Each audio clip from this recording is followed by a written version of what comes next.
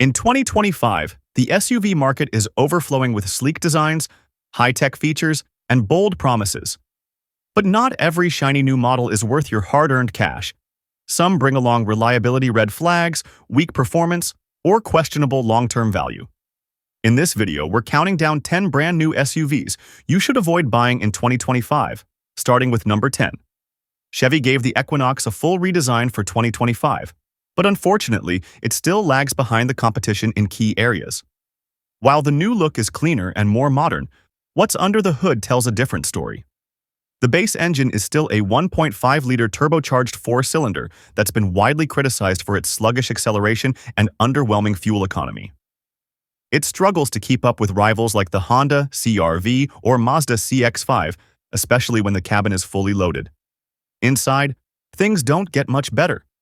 The new Equinox offers a tech-forward interior with a big screen and some GM-exclusive features, but the overall fit and finish still feel economy-grade for a compact SUV pushing past the $30,000 mark. Rear legroom is tight, and cargo space is middling, disappointing for families expecting practicality. Perhaps the biggest concern, though, is Chevrolet's spotty reputation for reliability in this segment. Consumer Reports has historically placed the Equinox below average in dependability, and early feedback on the 2025 refresh hasn't reversed that narrative. In short, the 2025 Equinox is a stylish package with a familiar list of compromises. Unless Chevy makes serious improvements to the drivetrain and interior quality, this SUV is best left on the lot. The Eclipse Cross has always occupied an awkward space, neither as rugged as a true SUV nor as refined as a compact crossover should be. And in 2025, that hasn't changed. Despite minor styling tweaks and a few tech upgrades, the overall package still feels dated and underwhelming compared to more polished competitors. Power comes from a 1.5-liter turbocharged engine paired with a CVT transmission, delivering ho-hum performance. Acceleration is uninspiring, and the ride quality falls short of expectations, especially on uneven pavement. Inside, Mitsubishi's infotainment system is clunky, and while Apple CarPlay and Android Auto are present, the interface lacks the smoothness and intuitiveness found in rivals.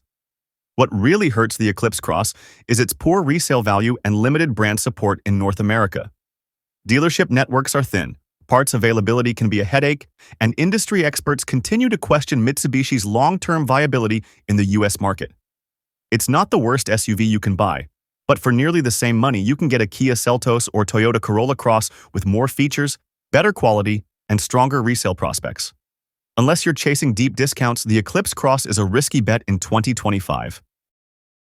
Volkswagen had high hopes for the Taos when it entered the subcompact SUV market, but even in its 2025 iteration, persistent flaws remain.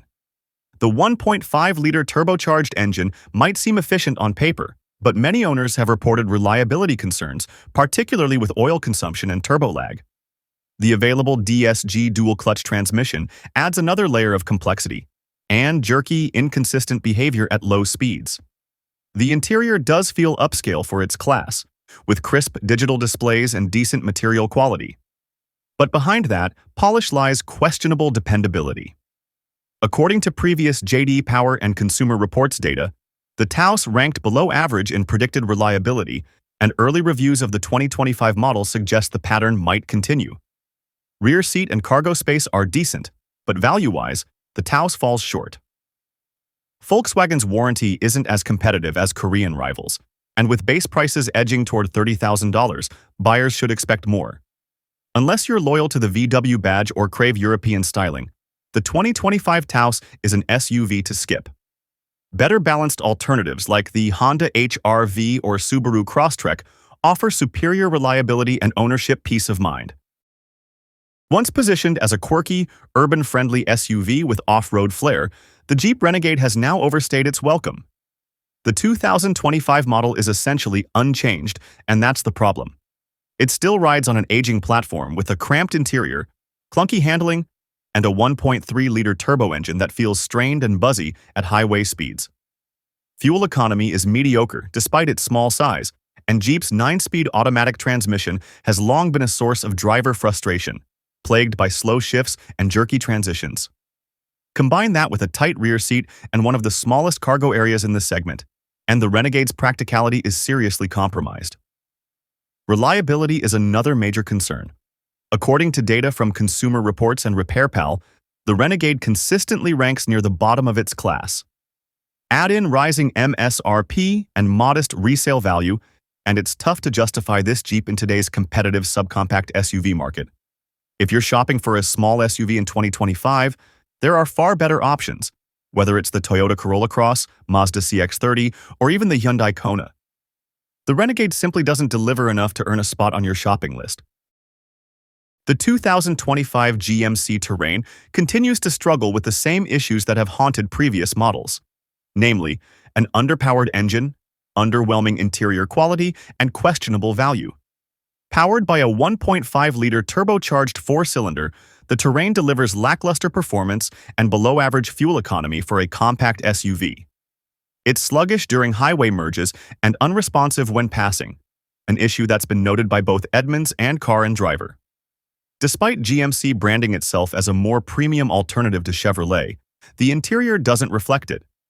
Hard plastics dominate the cabin, the infotainment interface is dated compared to rivals, and while features like wireless Apple CarPlay are available, they're locked behind higher trims. The push-button gear selector continues to draw criticism for being unintuitive and awkward in daily use. What's worse is the value proposition.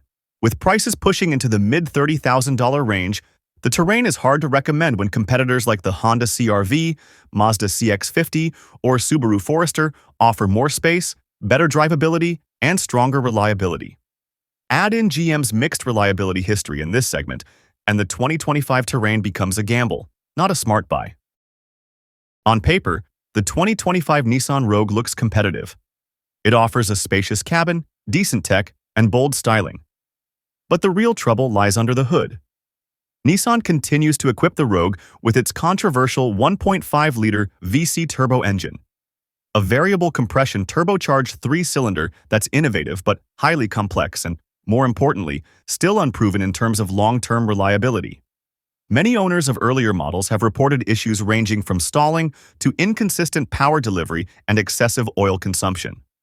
Combine that with Nissan's historically troublesome CVT, continuously variable transmission, and the Rogue becomes a reliability concern, especially if you're planning to own it beyond the warranty period.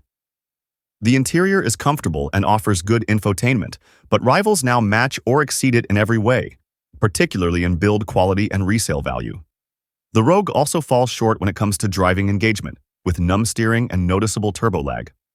In 2025, with SUVs like the Toyota RAV4 Hybrid, Honda CR-V, and even the new Hyundai Tucson offering better performance and dependability, the Rogue's combination of innovation and risk just doesn't pay off.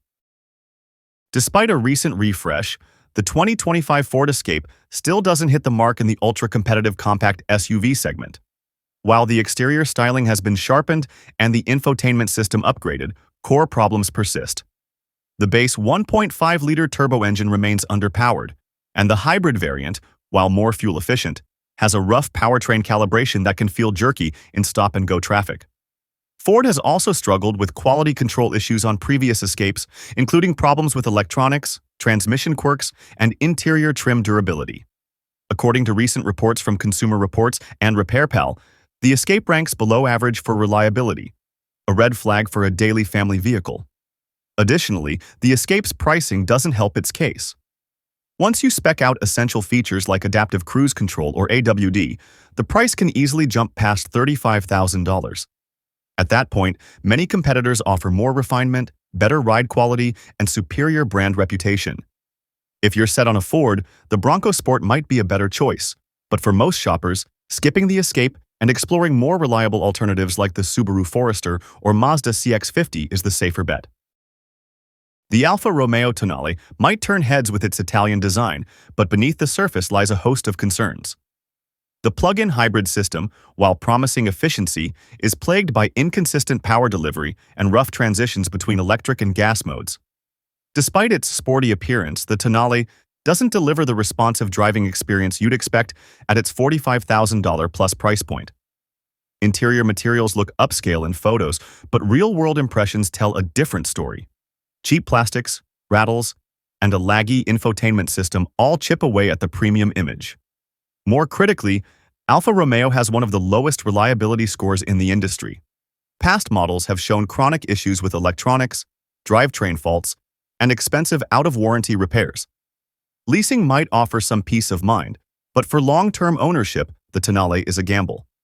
Competitors like the Lexus NX Hybrid or Volvo XC40 Recharge offer similar tech and performance with far fewer headaches. Unless you're buying for the badge and styling alone, the Tonale is one of the riskiest new SUV purchases you can make in 2025. The 2025 Land Rover Discovery Sport continues to struggle with the same issues that have plagued it for years. Although positioned as a luxury compact SUV, it fails to deliver on both refinement and reliability.